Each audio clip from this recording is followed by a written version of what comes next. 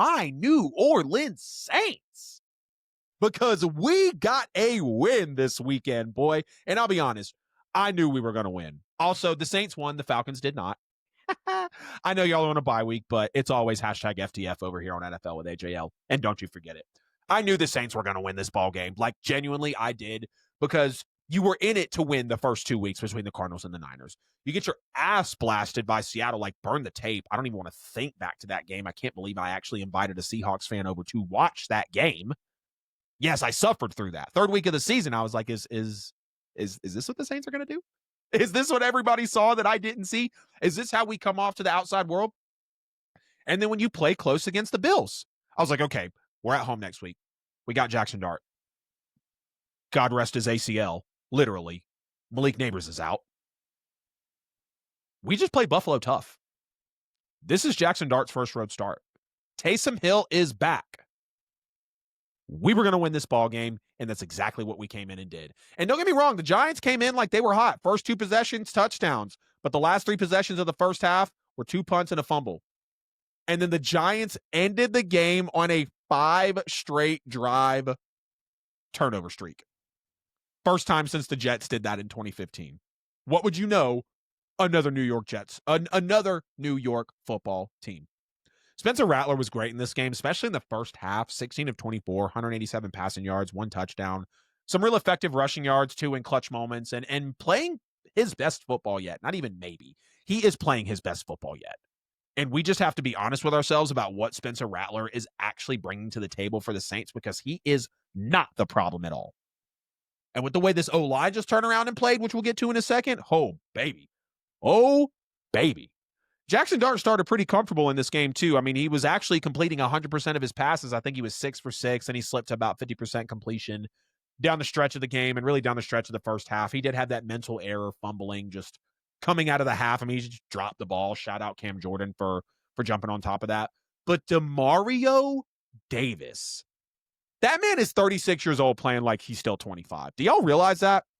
Do you realize that we're witnessing greatness in a linebacker who is post 35? You know how rare that is at that fearless position to do that, unless you're a Bobby Wagner or a I'm trying to think of another. I almost said Frank Gore, but that's an old running back, obviously not an old linebacker. But you guys get what I'm getting at.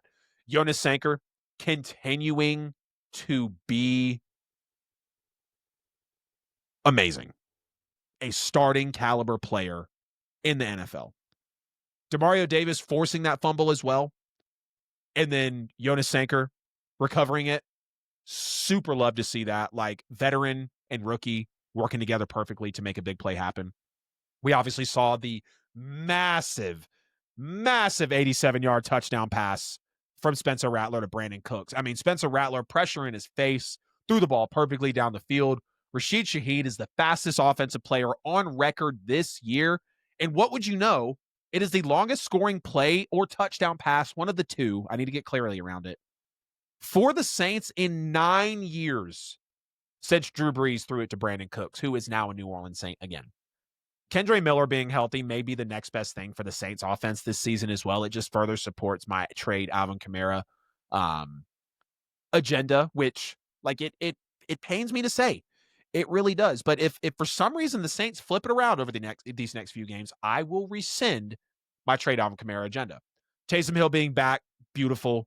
Gives Kellen Moore even more of a chance to be creative. We saw him complete a pass. We saw him get some first downs. We saw him run quite a few times as well. And our offense finally took the first snap of the season with a lead.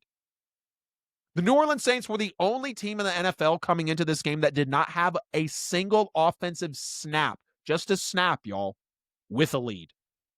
Burgess, I don't know who you are, but thank you for that pass breakup on the flea flicker that Jackson Dart threw down the field. Thank you, sir, because that could have been a major embarrassment. And like I said, our defense won us this game, no doubt. No doubt about it. The 5 straight turnovers is just everything to write home about and more. Cam Scatterbu also was getting just about everything he wanted in this ball game. He's the perfect fit for the New York Giants. The dude was running like Derrick Henry, and then he turned around and fumbled like Derrick Henry as Brian Bresee gets in there, knocks it loose, heads up play by Jordan Howden, takes off down the field, showing off that 40 time. Amazing scoop and score. I mean, I'm dancing around in my living room. I'm like, let's go. We're about to win a fucking ball game. Like, screw everybody that said we were a 0-win team. And screw everybody that said we were a 1-win team. Now we have the Patriots at home this week. But if the Saints play like they did the last couple of weeks, yes, I get it. You're getting a Mike Vrabel. You're getting a Stephon Diggs. You're getting a Drake May who is turning into a superstar in front of us. But if the Saints can continue to play like that, it's going to be exciting to see. We're not going to be just a 1-win ball game, 1-win ball club like y'all like to say that we are. And New Orleans just welcomed Jackson Dart to the league, as we should have. Jackson Dart had 3 turnovers himself. Again, 5 turnovers on the day for the Saints. The roughing the passer calls in the NFL are just getting absolutely ridiculous at this point. You're telling me that this play from Carl Granderson was roughing the passer? What else is he supposed to do? He literally knocked Dart down and then kept himself up from falling on Jackson Dart. Is he supposed to deploy a little parachute on his way down? Is he supposed to, like, shoot some stilts out of his arms or something to just stop himself in midair? Kellen Moore on the sidelines getting fired up, getting pissed off about that. I love it because that's not the type of guy he is, but he doesn't ride for those bullshit calls. And you are literally, like Kellen Moore was saying it, the Saints head coach was saying it, you are literally trained to hit and tackle like that. It was like, I understood why they threw the flag. Rookie, you want to protect him. NFL carries a lot of liability with these types of hits. Like, that's why the league calls these plays the way that they do. So they can go back and say, hey, we viewed this as a detrimental play to health. We're not just letting it happen in front of our eyes like we do penalties and pass interferences all the time. But that was definitely one of the softest roughing the passer calls I've seen, without question. Kool-Aid McKinstry breakout game. Yeah, maybe 2 interceptions, a pass breakup, but one of them was a bad throw from Dart. Actually, was kind of a bad interception, not a bad interception, but he caught it at the 5 or the 6 yard line. Versus if he just would have let it be incomplete on fourth down, the Saints would have got the ball, 20 yards ahead of where he was. And Kool-Aid's been picked on all season. Like, let's not forget that he is still getting big boyed on a lot of one-on-ones, and just he is not a bona fide cornerback 1.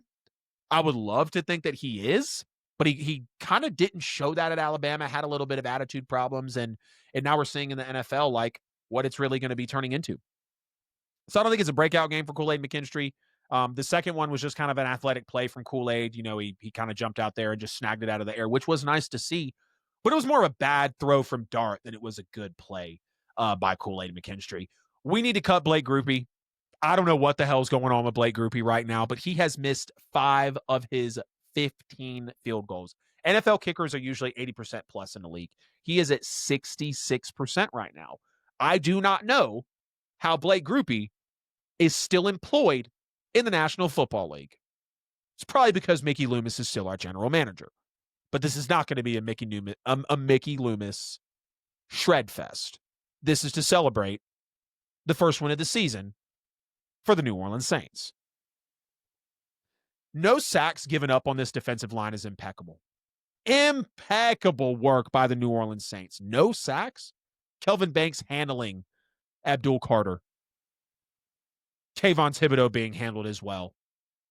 Dexter Lawrence being handled. Brian Burns, no sacks. Torricelli Simpkins looking absolutely great. Cesar Ruiz, all respect to you, brother. I know we got a lot of money invested in you, but everybody in that building can see that Torricelli Simpkins needs to be a bona fide starter on that offensive line. And when we're healthy, it's damn near perfect. The Giants were pressuring Spencer Rattler on 55% of his dropbacks. That's 17 pressures, no sacks. That's the most pressures by any defense this season without a sack. Absolutely impeccable work by the New Orleans Saints.